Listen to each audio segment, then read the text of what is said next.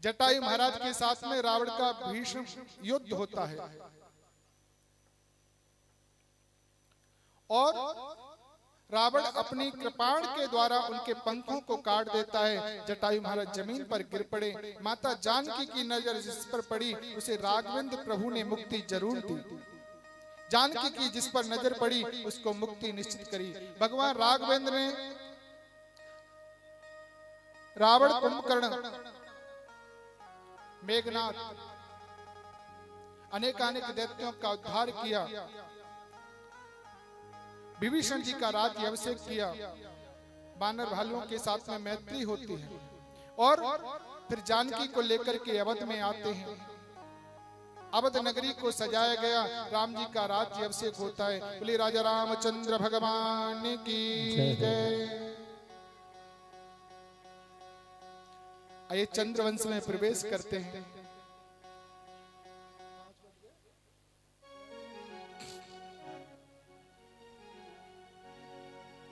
अब क्या करें, घड़ी की जो सुई है ना भागती रहती है, रुकती नहीं। सोचते हैं हम कथा पर ज्यादा ध्यान दें, कथा आपको सुनाएं। हमारा भाव यही रहता है कथा हम ज्यादा से ज्यादा करें, इधर उधर की चर्चा न करें, क्योंकि इधर उधर चर्चा करने के लिए बहुत सारे हैं लोग। बोले राजा राघवेंद्र सरकार की जय हो।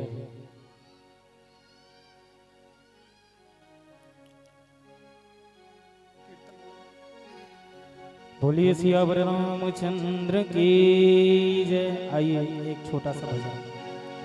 हो आते हैं रघुनंदन सजवा दो द्वार द्वार।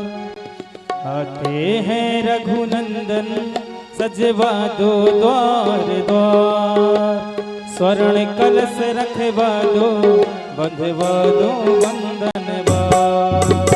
आते हैं रघुनंदन सजवा दो द्वार द्वार।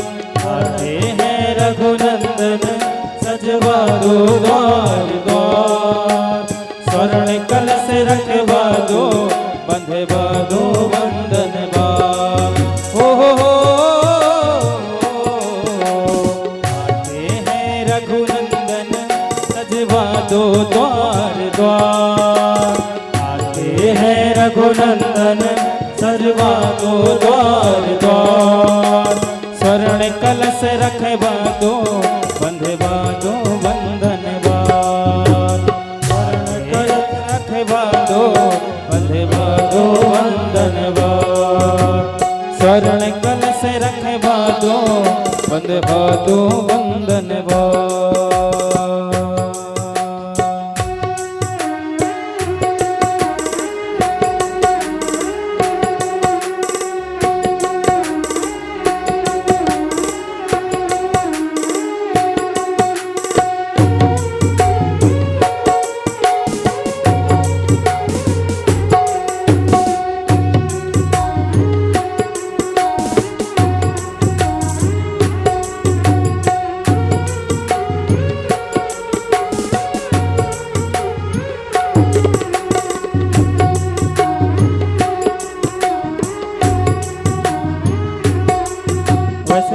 लोगों को एक बात बता दूं, ये जो कथा चल रही है लाइव चल रही है। आप लोग जब कभी देखोगे ना तो आप लोग उसमें दिखाई दोगे कि भजन में आप लोग कैसे बैठे हो। आप खुद अपने आप को जब कभी देखोगे ना लाइव में तो आपको ऐसा लगेगा कि मैं कैसे बैठी हूँ या बैठा हूँ जो भी है। इसलिए ताली की सेवा, इसलिए हम कह रहे हैं कि ताली की सेवा करते रहिए। हम बार बार नहीं कह सकते कि नाचो, क्योंकि मंच की मर्यादा है ना। तो आप लोग प्रेम से गाइए। हो आते हैं रघुनंदन सजवा दो द्वार द्वार। आते हैं रघुनंदन सजवा दो द्वार द्वार। स्वर्ण कलश रखवा दो सजवा दो बंधन बार। स्वर्ण कलश रखवा दो सजवा दो बंधन बार। सजी नगरिया है ये सारी, नाचे गावे नरे और नारी। सजी नगरिया है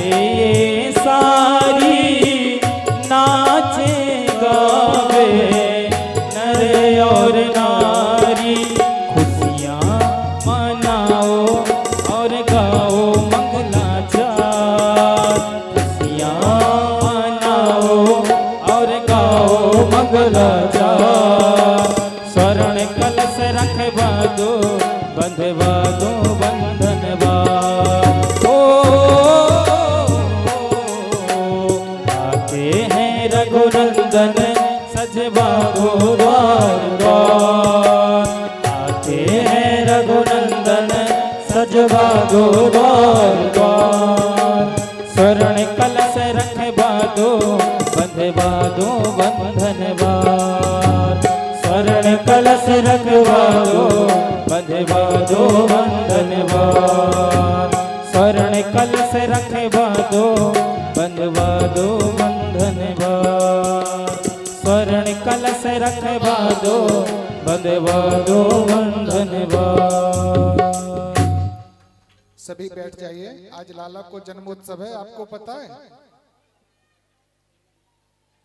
एक कथा सुनाते हैं आपको छोटी सी, फिर कृष्ण जन्म में प्रवेश करेंगे। चंद्रवंश में एक राजा हुए, ये आए थे और इन्होंने अपने छोटे पुत्र की आयु को लेकर के शुक्राचार्य जी महाराज ने उनको श्राप दे दिया था।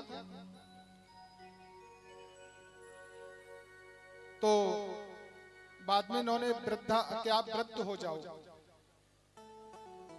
तो उन्होंने कहा, शुक्राचार्य जी की बेटी इनके साथ में ब्याही थी, आयती के साथ में।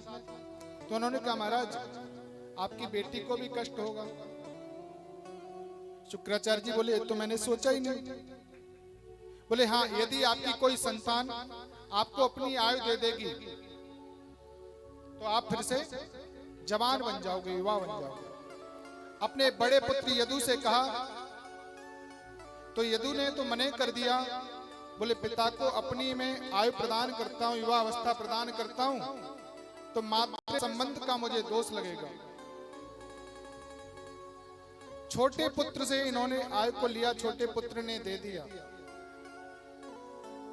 और छोटे पुत्र की आयु को लेकर के 1000 वर्ष तक काम सुख को इन्होंने भोगा। जब भी इनकी विषयों से तृप्ति नहीं हुई, वासनाओं से तृप्ति नहीं हुई। मनुष्य की विषय भोगों से तृप्ति नहीं होती है, चाहे वो 100 वर्ष का हो जाए। तृप्ति कब हो सकती है? जब भगवान के सत मार्ग को अपनाएंगे, भगवान की भक्ति को अपनाएंगे। कामनाओं की शांति कभी नहीं भी हो सकती, उपभोग से नहीं हो सकती। जलती हुई अग्नि में आप 1-1 चम्मच घी डालोगे तो अग्नि शांत नहीं होगी। अग्नि तो और तेज जलेगी। जैसे ही मन को इंद्रियों को जीतना खुला छोड़ोगे, उतना ही मन आपका इंद्रियों में विषय वासनाओं में फंसता चला जाएगा। शरीर का फल केवल विषयों को भोगना नहीं है बंधुओं, इंद्रियों को संयमित करना है। भागवत जी में कहते हैं कि 1 मिनट भी यदि परमात्मा के चिंतन के बगैर आपका निकल जाए तो उसका पश्चाताप करो, प्रायश्चित करो कि हमारा 1 मिनट भगवान के भजन के बिना क्यों निकल गया। चिंतन मेरे गोविंद का करो, चिंता संसार की त्यागो। चिंता त्याग करके चिंतन को बढ़ाओ तो गोविंद मिलेगा। राजा ययाति ने अपनी पत्नी से कहा, देवी मैंने संसार में बहुत विषय भोग लिए, अब मैं 1 मिनट भी घर पर रहना नहीं चाहता। एक घर तुच्छ लगता है, उसी समय अपने छोटे पुत्र को अपनी युवावस्था वापस करके वो वन में चले जाते हैं। राजा ययाति के ही वंश में आगे चल करके राजा दुष्यंत हुए। इनकी पत्नी शकुंतला से परम पवित्र बालक का जन्म हुआ जिसका नाम है भरत। और महाराज 3 भरत हुए हमारे यहाँ पर, केकई नंदन भरत, कौशल्या नंदन भरत, शकुंतला नंदन भरत। केकई नंदन भरत और शकुंतला नंदन भरत और ऋषभदेव नंदन भरत, तीनों ही महाविचित्र हुए। एक कर्म योगी, एक भक्ति योगी, एक ज्ञान योगी। और तीनों के नाम पर ही हमारे देश का नाम पड़ा भारत देश। पहले इसको कहते थे अजनब खंड। चंद्रवंश में एक और राजा हुए हैं, रंतिदेव महाराज, बड़े यशस्वी राजा हुए। और दूसरा, चंद्रवंश में इनसे ऐसा राजा नहीं हुआ। पूर्व राजाओं के किए हुए पाप का परिणाम यह हुआ कि इनके राज्य में अकाल पड़ गया, दुर्भिक्ष पड़ गया, प्रजा भूखी मरने लगी, 12 वर्ष तक वर्षा नहीं हुई। जब 12 वर्षों तक पानी नहीं बरसा तो राजा रंती देव ने अपने कोष को खुलवा दिया। सुखदेव जी कहते, राजन परीक्षित, एक दिन ऐसी परिस्थिति आ गई कि रंती देव के विशाल भंडार में मात्र केवल 250 ग्राम चावल, 1 पाव चावल बचे। रंती देव ने अपनी पत्नी से कहा, आप इन्हीं को पका करके प्रभु का भोग लगाओ। जैसे ही चावल पका करके और प्रभु का भोग लगाने बैठे कि द्वार पर एक ब्राह्मण आ गया। कहा, राजन राजन मैं भूखा हूं। राजा ने कहा, मेरे राज्य में कोई भूखा नहीं रहेगा, और अपनी परोसी हुई थाली को विप्र के सामने समर्पित कर दिया। ब्राह्मण देवता, आप मेरे राज्य में भूखे नहीं रह सकते, आप पाइए।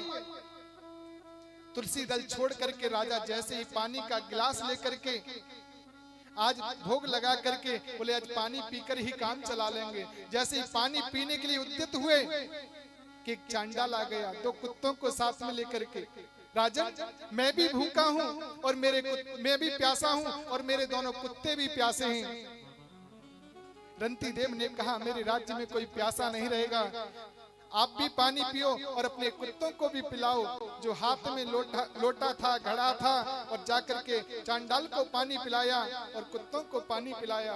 राजा ने अपनी निगाह उठा करके ऊपर को देखा। महाराज,